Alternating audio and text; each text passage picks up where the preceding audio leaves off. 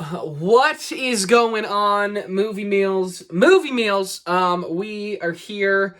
Yes, Kyle and I do watch things. Kyle finished. It was like a week ago. I said, "Oh, I didn't realize Space Force dropped on Netflix. I'm gonna watch it. It dropped yesterday." Kyle responds, "Yeah, I finished it." What? You did what now? It came and went, man. You got to keep up with Netflix. Apparently. Before you know it, it won't even matter. Fair. So Space Force dropped like a week or so ago. I've been doing a ton of studying for a big exam I took yesterday, so I've been able to speed back up on my shows. So we're trying to pump out more reviews as well. So Space Force, let's get into it. Positives and negatives. I got to start with Kyle because I'm very excited to talk about this show. No. Kyle, what are the positives of Space Force? Steve Carell, the guys from The Office, great cast. What are our positives? Some silence. That's a good question, Al. Granted, this was a week ago or whatever, 2 weeks ago maybe when I last saw this, so I'm trying to think. There was a few jokes that were funny, and I actually ended up enjoying John Malkovich's character the most. I think I'm there with you. I think so. But yeah, but that's all I got off the top of my head.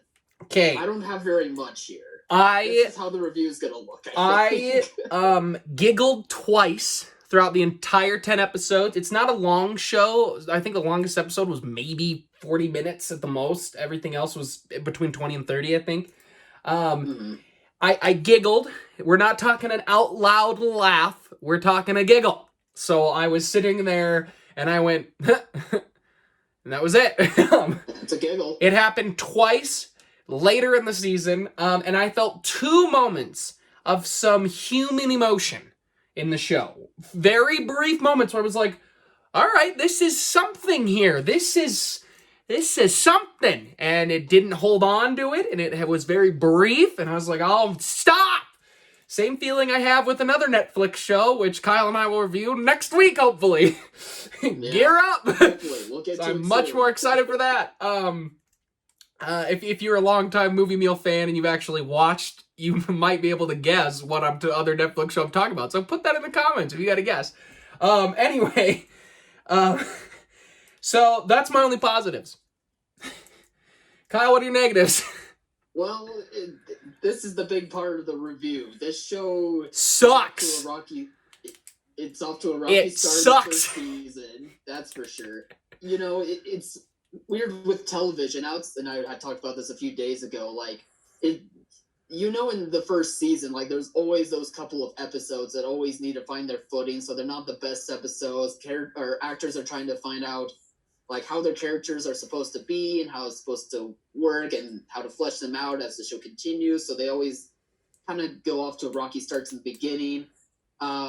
Granted, I think there are, like, whole seasons that go up to rocky starts but are able to pan out in, like, seasons 2 through however many. Here, I think it's that same effect to where it's a rocky start of a season where the show's having a hard time trying to figure out what their character's purpose is, who these characters exactly are, what the story is supposed to be in what direction. I don't think they've quite figured it out yet, but there's not really much in this show to where it warrants me to want to see a second season. There's nothing really funny that stands out to me to make me be like, I want to laugh more with this group of characters. There's nothing that drives me about their motivations to where I want to keep seeing what they do, and I feel invested in them. Here, it feels like it's just a rocky start but we don't see where the direction could be taking us with this show. So if they did say that there was a season 2, fine. I'm not going to be interested in it. I'm probably, in fact, going to skip it because I just don't care. Unless if I'm hearing that there's a complete 180 switch to where the show is fantastic, I'm probably not going to care all that much about season 2. I just think for even for a slow start of a season, like there's just nothing within the writing, within how the actors are portraying their characters, to where it's warranting me to want to keep going any further. Yeah, I got a lot to say. But I was having this conversation yesterday with a couple other people about this show, and I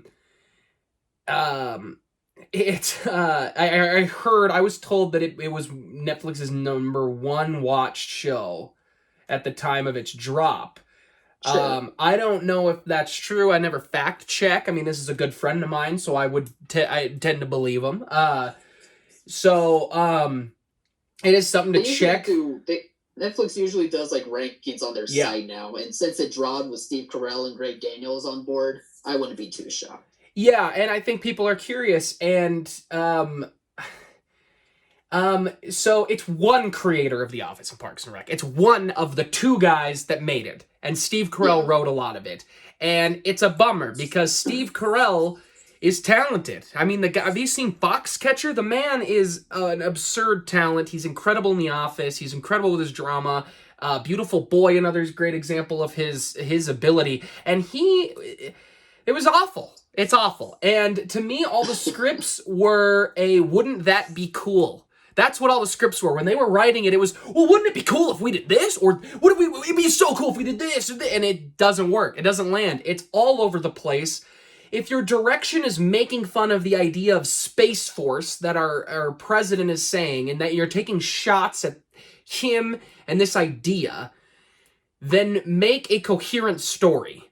Instead, you force the first 4 episodes are forced jokes. It's like they're trying to make you laugh. It's part of the. This is a bad comparison.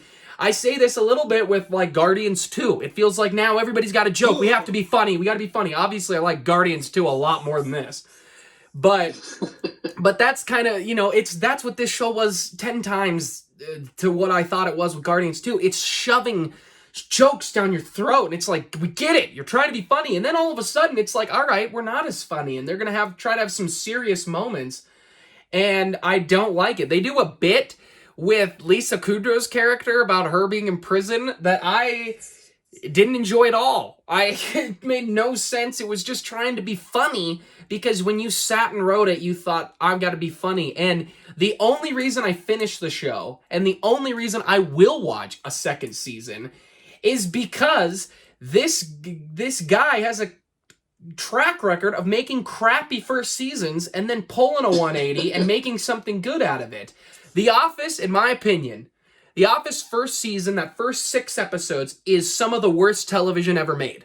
I laughed once in all those episodes. I think it's absolute garbage. I really love the rest. I even like some of the later seasons without Steve Carell quite a bit. I enjoyed them.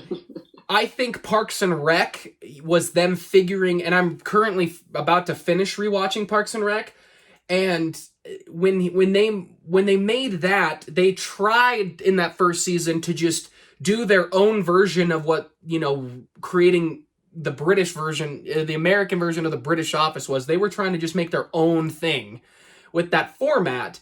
And they just kind of tried to carbon copy all the characters. They tried to make Leslie Knope, why?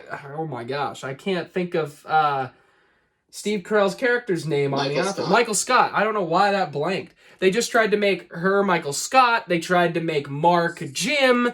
They tried to make Ann Pam. That's really what they did. And then after he leaves, you can tell they figured out, let's not do that. And they also fixed the show, let the characters blossom. Also, after Mark leaves, you mean? That's what I said. Oh, sorry, I just heard he. Yeah, when Mark leaves, I think you can tell in that season that suddenly towards the end, that character kind of gets put to the side, and they're not going to do the love thing again, and it works, and then the show becomes great. And there also is a great article. I can't remember where I read it from, where Amy Poehler said that she had a long conversation with the creators and said, you're trying to make me Steve Carell's character.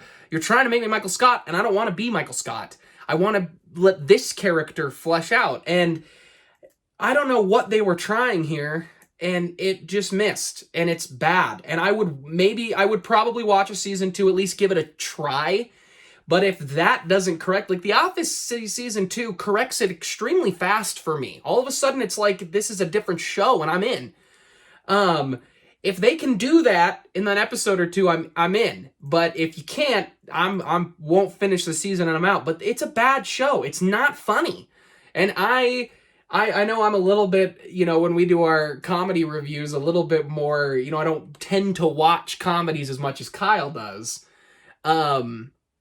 Which is just weird. Maybe I just hate laughter, even though I laugh a lot because I'm hysterical.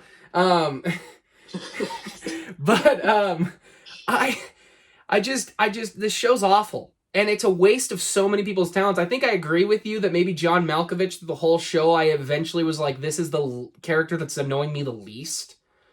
But they just, at least, like, they're not even trying. Like, I just don't, they're trying. The show's bad. It's not funny. Had it been 40 minutes, I probably wouldn't have finished it. It's a good thing it was like 20 to 30 minutes an episode because it's a quick binge. But, man, it's a bad show. Sorry, I ranted pretty hard there. You want to say anything about how bad this show is? No, that's all right. I ranted before you did, so it's fair enough. It's a bad show. Yeah, once in the first episode, I realized that Ben Schwartz was not funny right away. I knew we were kind of in trouble. It's kind of like... That was kind of my hint. As soon as I realized I didn't like his character, I was like, oh no. Yeah, oh no. It's like they said, we want you to be your character from Parks and Rec, be John Ralphio, but don't be the little bit of him that makes him charming and fun to watch. Like, he is just a straight a-hole in the whole show. Like, it's just, he's not funny. None of it's funny. None of it's funny. It's not good. And I didn't care about any of the side plots. Didn't care about the main plot. It's just a bad show. And I kind of hope they don't get a season 2 because I'd prefer Steve Carell to throw his energy into something else. But yeah, for sure. If a season 2 turns out to be a 180 and it turns out to be great, put another check down on The Office creator doing the same thing every time. Why is he in such bad... Parks and Rec season 1 is for sure the better of the 3 first seasons he's made. I personally would put this Space Force slightly above The Office, but I honestly think The Office first season is garbage. I think that show would have never been made today. Oh no, there's no way. Yeah, it's brutal, and I really love the later seasons. Survived in the first place. Yeah. I do want to point out too, because Kyle mentioned it here, and him and I have talked a lot about, shows trying to find their footing and things like that. And the more I think about it, yes, first seasons I think tend to probably not be as loved as many other seasons in all genres of TV because the characters, the writers are all figuring out who they are. But a show doesn't necessarily always get a pass for me for that. Like, The Office managed to figure it out. The Parks and Rec is a good first season. It's not nearly as good as the rest of it, but it's good first season. This is a bad first season, but a lot of Community, great first season. How I Met Your Mother is a good first season. I think Friends is a very solid first season. Are there later seasons in those comedy shows that are better? Absolutely. Because the characters are fleshed out. We know who they are. But are they horrible? No. They're good first seasons, and this is bad. And I'm getting tired of bad first seasons. So, and I'll if you make a better second season, I'll support you. I do that with The Office. I do that with Parks and Rec. But I'm going to continue to talk about how terrible your first season is. The first season of Space Force is awful. It's awful. I don't recommend it. I don't think you should watch it. Better shows out there to watch, better things on Netflix. So yeah, that's my soapbox. I'm continuing to rant. Yeah, I'll just wrap it up and say I was disappointed. I wouldn't recommend it. Hopefully the show picks up, but I just didn't find anything in the first season for me to want to keep going, so I'm good. Same. All right, guys, what did you think of the show? Maybe you liked it, and Kyle and I are in a minority with the critics. It's got like a 30... I actually did look this up, and I think it's like a 39%, 38% on Rotten Tomatoes by the critics.